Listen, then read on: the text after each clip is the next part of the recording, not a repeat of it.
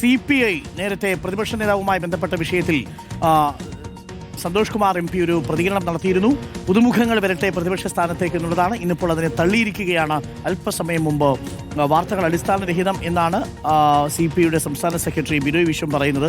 പക്ഷേ വാർത്തകൾ അടിസ്ഥാനരഹിതമായിരുന്നില്ല. അങ്ങനെ തന്നെയാണ് സന്തോഷ് കുമാർ MP ദേശീയ മാധ്യമത്തിന് കൊടുത്ത അഭിമുഖത്തിൽ പറയുന്നത്. ഒരിക്കൽ കൂടി വേണമെങ്കിൽ കേൾക്കാം. പുതുമുഖങ്ങൾ വരട്ടെ എന്നുള്ളതാണ്. പ്രതിപക്ഷ നേതാവ് സ്ഥാനത്തേക്ക് പിണറായി വിജയൻ വരരുത് എന്ന മട്ടിലായിരുന്നു, അല്ലെങ്കിൽ ആകരുത് എന്ന മട്ടിലായിരുന്നു സന്തോഷ് കുമാർ MPയുടെ പ്രതികരണം. അത് CPIയുടെ പ്രതികരണം തന്നെയാണ്. ഇപ്പോൾ പ്രതിപക്ഷ നേതാവ് ആരാണെന്ന് തീരുമാനിക്കാനുള്ള അവകാശം CPM-ൻ്റെതാണ്. അതിലിടപെടാൻ CPIക്ക് താല്പര്യമില്ല. ചില മാധ്യമങ്ങൾ ഈ വിഷയത്തിൽ പ്രചരിപ്പിക്കുന്ന വാർത്ത അടിസ്ഥാനരഹിതമാണ്. ബിനോയ് വിശ്വം മാധ്യമങ്ങളെയാണ് പഴിചാരുന്നത്. എന്നാൽ എന്താണ് സന്തോഷ് കുമാർ MP പറഞ്ഞത് എന്നത് ഒരിക്കൽ കൂടി നമുക്കൊന്ന് കേൾക്കാം. ാണ് യഥാർത്ഥത്തിൽ CPI MP രാജ്യസഭ MP കൂടിയായ സന്തോഷ് കുമാർ ദേശീയ മാധ്യമത്തിന് നൽകിയ അഭിമുഖം. ആ അഭിമുഖമാണ് മാധ്യമങ്ങൾ റിപ്പോർട്ട് ചെയ്തിരിക്കുന്നത്. അതല്ലാതെ മാധ്യമങ്ങൾ പടച്ചുണ്ടാക്കിയ ഒരു വാർത്തയല്ല. CPIയുടെ തന്നെ MP പറഞ്ഞ വാർത്തയെ ഇപ്പോൾ CPIയുടെ സംസ്ഥാന സെക്രട്ടറി തള്ളുകയാണ്. സന്തോഷ് കുമാറിനെ തള്ളി ബിനോയ് വിശ്വം പ്രതിപക്ഷ നേതാവ് ആരാണെന്ന് തീരുമാനിക്കാനുള്ള അവകാശം CPM-ൻ്റെതാണ് എന്ന് പറയുന്നു. അതിലിടപെടാൻ CPIക്ക് താല്പര്യമില്ല. ചില മാധ്യമങ്ങൾ ഈ വിഷയത്തിൽ പ്രചരിപ്പിക്കുന്ന വാർത്ത അടിസ്ഥാനരഹിതമാണ് എന്ന് പറയുന്നു. വാർത്തകൾ അടിസ്ഥാനരഹിതമല്ല, അങ്ങനെ പറഞ്ഞത് സന്തോഷ് കുമാറാണ്. രാജ്യസഭ MP റഹീസ് ഉണ്ട്. റഹീസ്, യഥാർത്ഥത്തിൽ മാധ്യമങ്ങൾ ഉണ്ടാക്കിയ വാർത്തയല്ലല്ലോ അത്. സന്തോഷ് കുമാർ MP ഇന്ന് ANAക്ക് നൽകിയ അഭിമുഖത്തിൽ പറയുന്ന വാചകമാണ്. അതിൽ വളരെ കൃത്യമായി പറയുന്നുണ്ട്, ഒപ്പോസിഷൻ ലീഡറായിട്ടും ഡെപ്യൂട്ടി ലീഡറായിട്ടും ഒക്കെ പുതുമുഖങ്ങൾ വരട്ടെ എന്നുള്ളതാണ്, പുതിയ ഫേസുകൾ വരണം എന്നുള്ളതാണ് പറയുന്നത്. അപ്പോൾ ബിനോയ് വിശ്വം ഇപ്പോൾ ഇങ്ങനെയൊരു പ്രതികരണം നടത്താനിടയ സാഹചര്യം എന്താണ് റാഹീഷ്?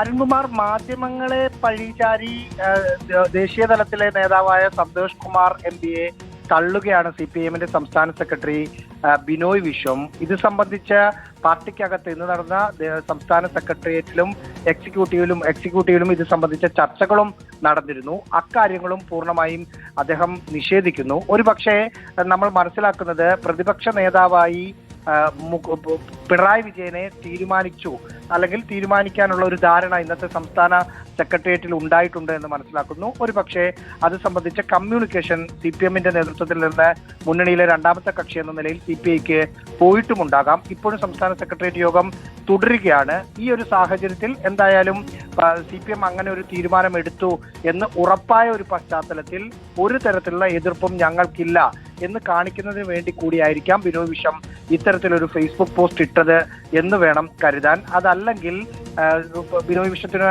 ഒപ്പം ചേർന്ന് നിൽക്കുന്ന നേതാക്കളിൽ പലരും ഇക്കാര്യത്തിൽ പുതിയ മുഖങ്ങൾ വരണം എന്ന നിലപാട് എടുത്തവരാണ്. എന്ന് മാത്രമല്ല, നമ്മളിപ്പോൾ പ്ലേ ചെയ്ത സൗണ്ട് ബൈറ്റിൽ കൃത്യമായി സന്തോഷ് കുമാർ അക്കാര്യം പറയുന്നുമുണ്ട്. എന്നിട്ടും അദ്ദേഹം സന്തോഷ് കുമാറിനെ തള്ളുകയാണ്, മാധ്യമങ്ങളെ കൂട്ടുപിടിക്കുന്നു എന്ന് മാത്രം അറിയുക. ഓക്കെ, റഹീസ് റഷീദാണ് വിവരങ്ങൾ നൽകിയത്. ഇപ്പോൾ ബിനോയ് വിശ്വത്തിന്റെ ഫേസ്ബുക്ക് പോസ്റ്റിലാണ് ഈ പ്രതികരണം.